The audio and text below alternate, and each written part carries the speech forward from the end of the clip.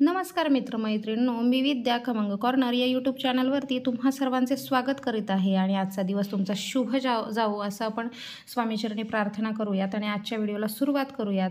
तर आजच्या व्हिडिओचा विषय आहे की श्रावणी अमावस्या या दिवशी आपण मुलांची, मोठ्यांची जी नजर लागते, नजर दोष असतो, करणी बाधा असते, ती कशी काढायची. तर याविषयी संपूर्ण माहिती व्हिडिओ स्किप न करता पहा. आणि चॅनलवर नवीन असाल तर चॅनलला सबस्क्राईब करा आणि बेल आयकॉन प्रेस करा, म्हणजे कोणताही व्हिडिओ स्किप होणार नाही. चला तर मग आजच्या नवीन व्हिडिओला सुरुवात करूयात. बऱ्याच वेळा दृष्ट लागणे, नजर लागणे आपण बऱ्याच लोकांच्या तोंडून ऐकतो की या मुळची नजर लागली, या बाळाला नजर लागली म्हणून त्याने खाणं सोडलेलं आहे.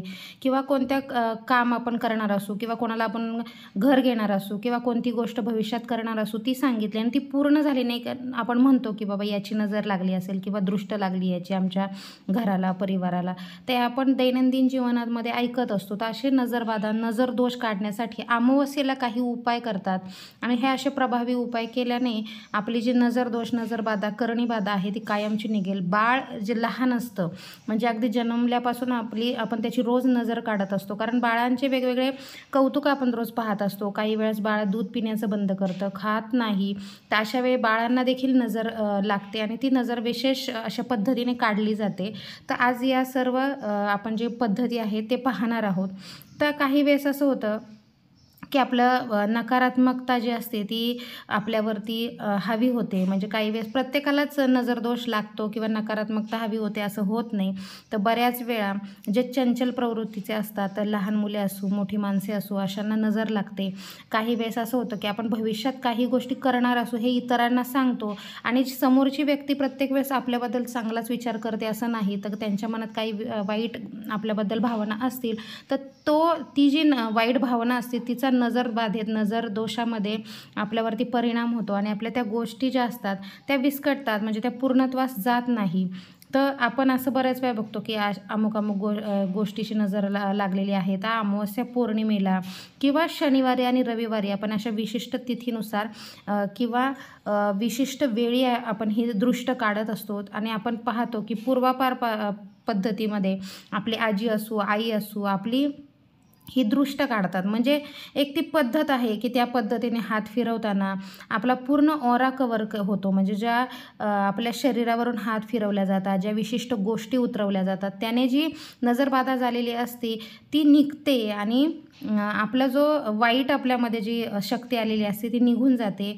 त्यामुळे आपण ही दृष्ट काढतो आणि विशिष्ट तिथीला ही दृष्ट काढली जाते. याच्यामध्ये आपण मीठ वापरतो, मिरच्या वापरतो, मोहरी वापरतो, तुरटीचा वापर करतो, झाडूचा वापर करतो.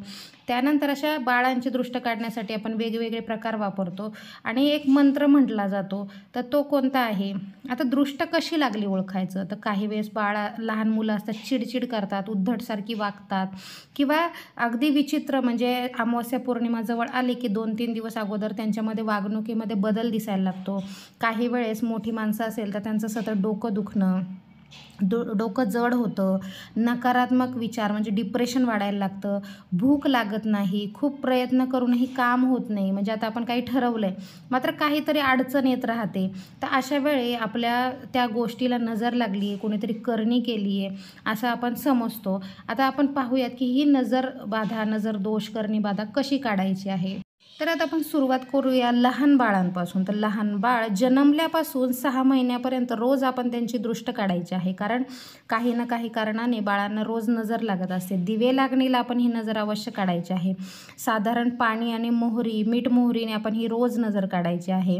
आणि दृष्ट काढताना म्हणायचं, दृष्ट मिष्ट आल्या गेल्याची, नात्या गोत्यांची, भूताखेताची, पापी चांडळणीची, वेताळ काताळीची, काळ्या माणसाची, गोऱ्या माणसाची, स्त्री पुरुषाची, घरातलीची, दारातल्याची, पारोश्या केराची दृष्ट दूर हो, असं म्हणून आपल्या बाळावरून आपण जे मीठ मोहरी आणि पाणी ग्लासमध्ये घ्यायचे आणि ते उतरून आपल्या घरामध्ये बेसिन किंवा टॉयलेटमध्ये हे टाकून द्यायचं. आता 6 महिन्याचं बाळ झाल्यावरती दर शनिवारी, अष्टमी, पौर्णिमा आणि अमावस्येला आपण मीठ मोहरीची दृष्ट काढायची आहे. तर वरील सांगितल्याप्रमाणे आपण हा मंत्र म्हणायचा आहे. हा मंत्र मी डिस्क्रिप्शन बॉक्समध्ये देईल, तर तुम्ही तो जरूर पाहून घ्या. आता फक्त आपण दोन्ही हातात मीठ मोहरी घ्यायची आहे, 7 वेळा उतरवायचं आहे आणि हे आपण लोखंडाचे जे डाव किंवा आपण जे भांडं वापरतो त्याच्यामध्ये तडतडायचे आहे. म्हणजे एखादं पेपर घ्यायचं आहे, त्याच्यामध्ये ते ठेवायचं आहे आणि ते गॅसवर जाळून टाकायचं आहे आणि देखील मुलांची जी लागलेली दृष्ट असते ती निघून जाते. बाळ जेव्हा लहान असतं आणि आईचं दूध पित असतं तेव्हा काही वेळेस असं होतं की काही कारणाने बाळ अंगावरचं दूध पित नाही. तर अशा वेळी देखील नजरबाधा झाली असेल तर दृष्ट लागली असेल तर आपण काय करायचं आहे, आईचं दूध जे असतं ते चमच्यामध्ये काढून घ्यायचं आहे आणि बाळाच्या 3 वेळा मुखावरती लावायचं आहे आणि पी पी म्हणायचं आहे आणि नंतर हे चमच्यातलं दूध गॅसवरती जाळायचं आहे. अशा प्रकारे देखील आपण हे दृष्ट असते दुधाची ती देखील काढू शकतो. तर ह्या पहिल्या आपण बाळाची दृष्ट कशी काढायची. आता आपण वास्तूची दृष्ट कशी काढायची. तर शेणाची लहान अशी गौरी घ्यायची आहे, तिच्यावर गुळाचा खडा, खोबरेल तेल टाकायचे आणि वात लावायची किंवा आपण कापूर जरी ठेवला तरी आपण हे घराच्या उंबऱ्यावरती एखाद्या मातीच्या भांड्यामध्ये ठेवून हे जाळायचं आहे आणि त्या जाळण्यापूर्वी आपण 3 वेळा हे आपल्या घरावरून उतरवायचं आहे. आपण घरामध्ये हे एकदा फिरवून घ्यायचं, 3 वेळा आपल्या मुख्य दरवाजावरून उतरवायचं आणि तिथं उंबरठ्यावरतीच जाळायचं आहे. अशा प्रकारे आपण आपल्या वास्तूची किंवा घराची दृष्ट काढायची आहे. आता आपण पाहूयात की मोठ्या माणसांची दृष्ट आपण कशी काढायची आहे. तर साधारण तिन्ही सांजेला म्हणजे शनिवारी आपण ही दृष्ट काढू शकतो, रविवारी, अमावस्या, पौर्णिमेला. तर तिन्ही सांजेला मीठ घ्यायचं आहे आपलं, अख्खं मीठ असेल तर अतिशय उत्तम. त्याच्यानंतर 5 ते 7 लाल देठाच्या मिरच्या घ्यायच्या आहे, थोडीशी मोहरी घ्यायची आहे.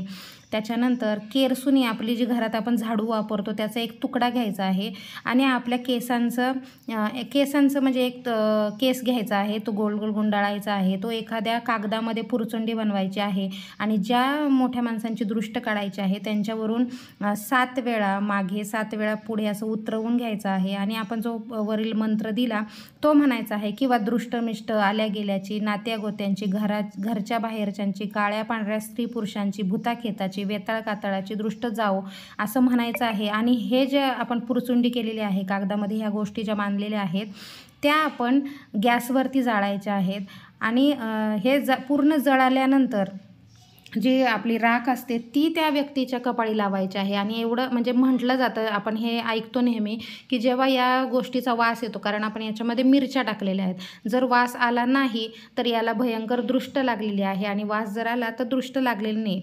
आणि जर आपल्याला असं वाटलं की हे एकदा करून होणार नाही तर 3 शनिवार किंवा आपण 3 पौर्णिमा अमावस्येला ह्या अशा प्रकारे मोठ्या माणसांची दृष्ट काढू शकतो. त्यामुळे तुम्ही निश्चित पहा बरेच परिणाम दिसतात. तर श्रावणी अमावस्येच्या दिवशी देखील आपण हा उपाय करू शकतो. तर निश्चितच आपण हा उपाय करायचा आहे. तर मुलांची दृष्ट आपण कशी काढू शकतो. तर मुलं जेव्हा साधारण 5 ते 10 वर्षांची होतात तेव्हा आपण मुलांच्या चिडचिडेपणा वाढलेला आहे किंवा काही ठराविक वेळेला म्हणजे तिन्ही सांजेला ते फार वेड्यासारखे वागतात किंवा जे आपलं रोजचं मूल वागत नाही त्याच्या विरुद्ध दिशेला वागत असेल तर आपण निश्चितच मीठ, मोहरी, मिरच्या घ्यायच्या आहेत 5. त्याच्यानंतर जे केरसुणीचा तुकडा असतो तो, आईचे केस घ्यायचे आहे आणि ते एखाद्या पुरचुंडीमध्ये बनवून 7 वेळा मागे 7 वेळा पुढे असं करून मी जो मंत्र डिस्क्रिप्शनमध्ये देईल तो म्हणायचा आहे आणि हे उतरून जाळायचं आहे. तर त्याचप्रमाणे आणखीन एक उपाय म्हणजे तुरटीचा एखादा तुकडा घ्यायचा आहे, तो आपल्या मुलांवरून पुढे 7 वेळा आणि मागच्या साईडने म्हणजे मागच्या बाजूने 7 वेळा उतरवायचा आहे आणि तो गॅसवर जाळायचा आहे. याने देखील आपल्या मुलांना लागलेली नजर किंवा त्यांचा नजर दोष आणि जी दृष्ट असते ती निघून जाते. आणि हे वेगवेगळे उपाय जे आपण करतो त्याच्यामुळे कर्णीबाधा देखील कायमची निघून जाते. तर निश्चितच आपण शनिवारी, रविवारी किंवा मग अमावस्या पौर्णिमेला हे उपाय करायचे आहे. तर श्रावणी अमावस्या ही सोमवती अमावस्या देखील आहे आणि या दिवशी आपण असे उपाय केले तर मुलांची, मोठ्यांची, लहान बाळांची नजर, दृष्ट निघून जाईल. तर निश्चितच तुम्ही या दिवशी हे उपाय जे मी सांगितलेले आहे ते कोणताही एक उपाय करून पहा आणि निश्चित त्याचे तुम्हाला परिणाम दिसून येतील. तर आपण एवढं सांगून आजचा व्हिडिओ इथेच थांबूयात. श्री स्वामी समर्थ. जय जय स्वामी समर्थ. धन्यवाद.